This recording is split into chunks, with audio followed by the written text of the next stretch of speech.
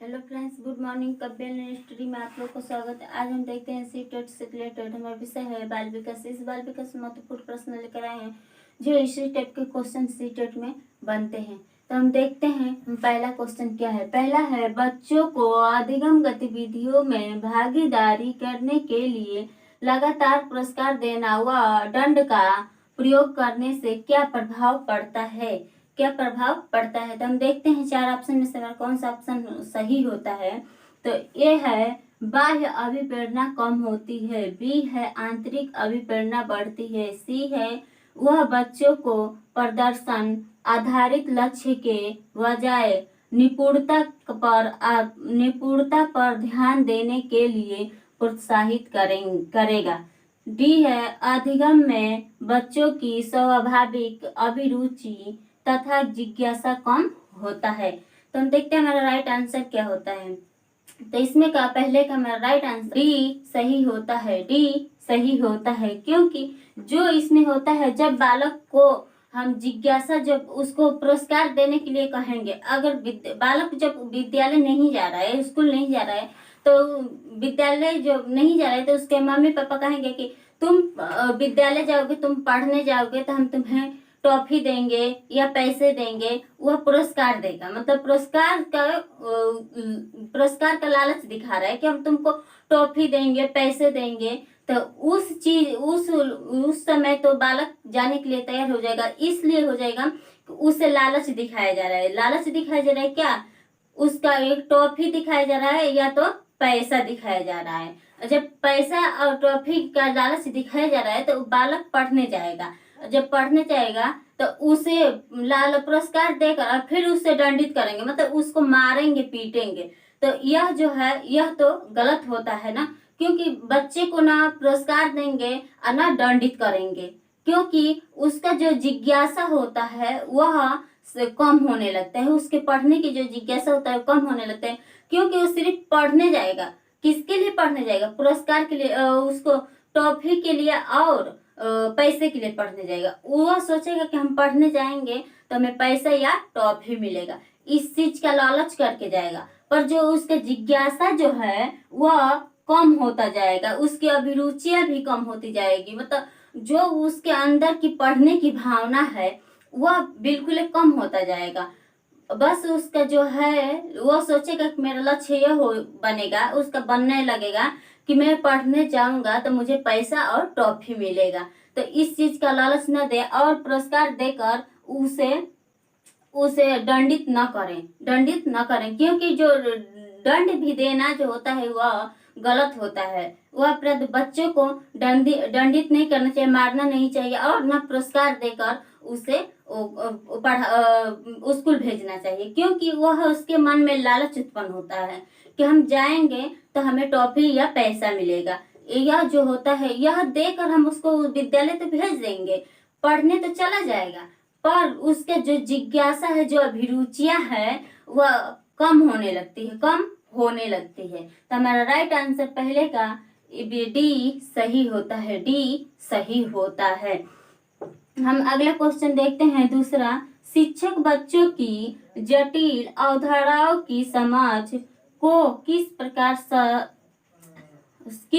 सहज कर सकते हैं। जो इसमें पूछा गया कि जो मतलब विद्यालय जो बच्चे हैं उस बच्चे की जो जटिलता अवधारणा होती है उसमें हम कैसे बच्चे को सहज बनाएं कि वह बच्चे पढ़ने में या किसी कार्य में परफेक्ट हो सकता है।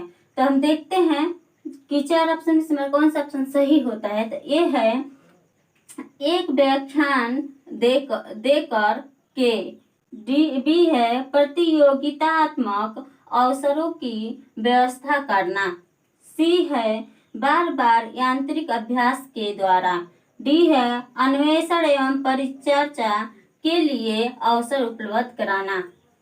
तो हम जब बालक को उसकी व्याख्या देकर नहीं पढ़ा सकते हैं, क्योंकि व्याख्या में बालक जो बच्चा है वह व्याख्या नहीं समझेगा और जो उसमें अभ्यास है यांत्रिक के द्वारा हम अभ्यास नहीं करा सकते हैं। तो हम देखते हैं हमारा राइट आंसर क्या होता है। तो हमारा राइट आंसर डी सही होता है, डी सही होता है, क्योंकि अन्वेषण परिचर्चा के लिए अवसर अवसर उपलब्ध करके। जब इसमें बालक जो होता है जटिल, तो जटिल पहले होता है, पहले जटिल होता है। तो विद्यालय में जब जाता है, पढ़ने जाता है, तो उसको टीचर जो होते हैं उसके इच्छा के अनुसार पहले तो बालक जाते ही पढ़ने नहीं लगेगा, उसको हम चित्र बनाकर दिखाएंगे, फिगर बनाकर। अगर हम पढ़ा रहे हैं, छोटा बच्चा है, उसको हम बता दें कि ये ए है या ए है, तो वह इसको ये तुरंत नहीं समझेगा कि यह ए है, उसको ये नहीं समझेगा कि ये है कि क्या है। कितना भी आप समझाएंगे तो नहीं समझेगा, क्योंकि उसको जब हम चित्र के माध्यम से हम बालक को दिखाएंगे और ए का जो मतलब होता है एप्पल दिखाएंगे, तब उसको कहेंगे कि ये क्या है, तो वो कहेगा, और उसको हम बताएंगे कि एप्पल है, या वो कहेगा सेव है। तो जब सेव है तो हम लोग बोलेंगे कि इंग्लिश में एप्पल बोलते हैं। तो जब एप्पल बोलते हैं तो ए फॉर एप्पल, तो ये ऐसे हम पढ़ाएंगे तो उसका सेव का मतलब समझेगा कि यह तो एप्पल है। और जब एप्पल है, सेव है, तो इस सेव से जो होता है, एप्पल से जो होता है, ए होता है। जब हम बालक के इस तरह पढ़ाएंगे, चित्र के द्वारा, फिगर के द्वारा, और या तो कार्टून वार्टून के द्वारा, तो बालक को ज्यादा समझ में आएगा और पढ़ने में रुचि उसका उत्पन्न होगा। तो हमारा राइट आंसर डी सही होता है, दूसरे का डी सही होता है। हम अगला क्वेश्चन देखते हैं। तीसरा, निम्नलिखित में से कौन सी प्रथाएं सार्थक अधिगम को बढ़ावा देती है? तो हम देखते हैं 4 ऑप्शन में से हमारा कौन सा ऑप्शन सही होता है। तो ए है शारीरिक दंड, बी है सहयोगात्मक अधिगम पर्यावरण, सी है सतत एवं संग्रम मूल्यांकन, डी है निरंतर तुलनात्मक मूल्यांकन। तो हम देखते हैं हमारा इसमें का राइट आंसर क्या होता है। तो यह जो प्रश्न है, यह कूट वाला प्रश्न है, क्योंकि मैं बोली थी कि हर विषय में सी टेट हो, यूपी टेट है, सुपर टेट है, कोई भी टेट हो, उसमें कूट वाला प्रश्न 1 या 2 नंबर का जरूर पूछता है। 1 नंबर या 2 नंबर का अनिवार्य होता है कि कूट वाला प्रश्न जरूर पूछेगा। तो हम पर्यावरण में भी कूट वाला प्रश्न बताए थे, और इस सीडीपी में भी हम कूट वाला प्रश्न बता रहे हैं। तो इसमें जो है यह कूट वाला प्रश्न है। तो देखते हैं कि कौन कौन सा हमारा सही आंसर होता है। तो जो अधिगम को बढ़ावा देता है, इसमें जो पूछा है कि अधिगम को बढ़ावा देता है, तो हम देखते हैं शारीरिक दंड। तो हम अभी बोले हैं कि बच्चे को शारीरिक दंड नहीं दे सकते हैं, क्योंकि अगर थोड़ा सा कोई गलती कर दे, तो क्या जो विषय के टीचर होते हैं, अगर जो पहले आए हिंदी वाले सर तो 2 पड़ाका दे दिए, दूसरे आए विज्ञान वाले सर तो वो भी 4 पड़ाके दे दिए, तीसरे मैथ वाले सर आए तो वो भी जूते मारे। तो ये गलत बात है, क्योंकि हम उसे दंडित नहीं करेंगे, उसे हम शारीरिक दंडित नहीं करेंगे, क्योंकि उससे मारेंगे नहीं, उस गलती को हम समझाएंगे। दूसरा है सहयोगात्मक अधिगम पर्यावरण। जो इसमें होता है, बालक इससे जुड़ता है, तो पर्यावरण से उसको हर तरह के समाज से जुड़ता है, हर उसकी जो उसका समाज से जुड़ेगा तो उसका जिज्ञासा उत्पन्न होगी, उसकी अभिरुचियां बढ़ेगी। तो जब बढ़ती है तो यह हमारा सही होता है। सतत एवं संग्रम मूल्यांकन, जब बालक को हम पढ़ाते हैं, जो टीचर पढ़ाते हैं बालक को, तो उसका सतत एवं मूल्यांकन मतलब हमेशा मूल्यांकन करना चाहिए कि बालक जो होता है वह कैसे पढ़ रहा है, उसको जो हम पढ़ा रहे हैं उसमें वो अच्छे से उसकी जानकारियां हो रही है कि नहीं हो रही है। बहुत से बालक होते हैं कि पीछे बैठते हैं या आगे भी बैठते हैं, तो वह हम कितना भी पढ़ाएं, उन लोगों के माइंड में बैठता नहीं है और न समझ पाते हैं, और वो आगे चले जाते हैं। तो हम उन लोगों का मूल्यांकन करेंगे, तभी ना हमें पता चलेगा कि हम मूल्यांकन करने से बालक को कितना जानकारी उसको हो रहा है, कितना नहीं हो रहा है। अब हम यहाँ पे एप्पल अभी बताए हैं, फिगर बताकर हम दिखा दे कि यह एप्पल है। तो जब बहुत से बालक होते हैं कि जो भूल जाते हैं, अभी तो हम एप्पल कहे तो उनको याद रहेगा कि एप्पल है, अभी घर जाएंगे तो भूल जाएंगे। तो हम उसका मूल्यांकन जब करेंगे तो हमें पता चलेगा ना कि हम मूल्यांकन करते समय बालक कितना उसकी जानकारी हो रहा है, हम किस तरह पढ़ा रहे हैं कि उसको जानकारी हो रहा है। जब उसकी कमी जब होती है, नहीं जान पाता है, नहीं मूल्यांकन नहीं करेंगे तो हम लोग को कैसे पता चलेगा कि बालक का जो ज्ञान रुचि है, अब ज्ञान रुचि उत्पन्न नहीं हो रहा है, तो हम कैसे जानेंगे कि वह सही पढ़ रहा है कि नहीं पढ़ रहा है, उसको ज्ञान हो रहा है कि नहीं हो रहा है।